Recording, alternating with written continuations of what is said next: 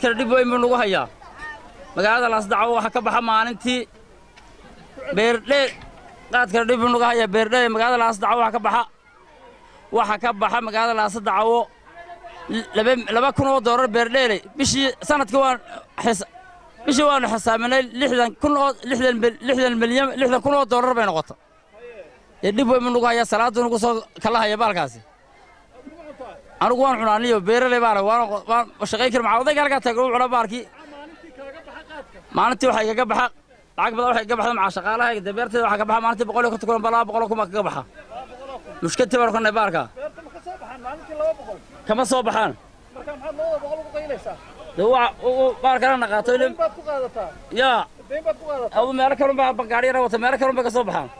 ديننا كمان منا ولما كنت فكرتين تسكتيسو هبلي ما نسكت ما نسدين لي باركا marka dhibaatadan ka hortaagan iskadayso waxa iska daynaa beerta aan qodi kari waay anigu oo madarqa ma soo qaadi kari waay waan daal waxa aaminsantahay marka qeysheynad beerta in